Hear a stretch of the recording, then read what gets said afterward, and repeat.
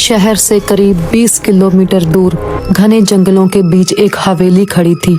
इतनी पुरानी कि उसे देखने पर लगता था जैसे सदियों का डर उसके पत्थरों में कैद हो।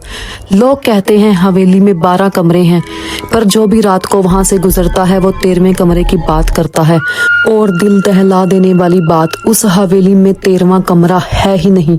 आरव नाम का एक लेखक था।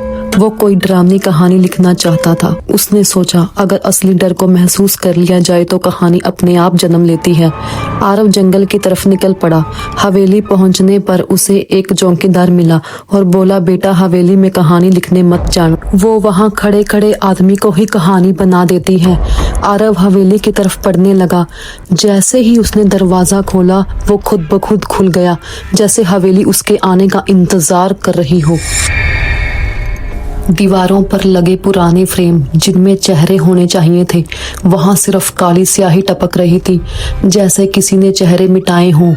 आरव एक एक करके कमरा गिनता गया। पहला, दूसरा, तीसरा, 12वां, सब देखने में सामान्य था। लेकिन जब वो मुड़ा जिस तरफ दीवार होनी चाहिए थी, वहां एक नया दरवाजा था जिस पर धूल भी नहीं थी, जैसे किसी ने अभी अभी खोला हो। अंदर उसे एक पुराना आईना दिखाई दिया, जैसे आईने के अंदर की दुनिया असली हो। आरव ने आईने में झांका और जम गया। कमरे के एक कोने में एक धुंधली लंबी इंसानी शक्ल खड़ी थी और वो धीरे धीरे उसकी तरफ बढ़ने लगी।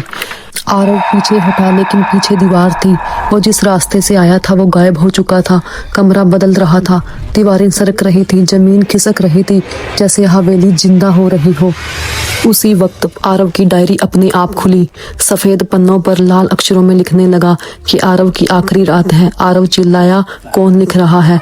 आरव भागना चाहता था लेकिन दरवाजा गायब। आरव चीखा, मुझे जाने दो। उसकी चीख सुनने वाला कोई नहीं था और वो हमेशा के लिए वहीं पर कैद हो जाता है।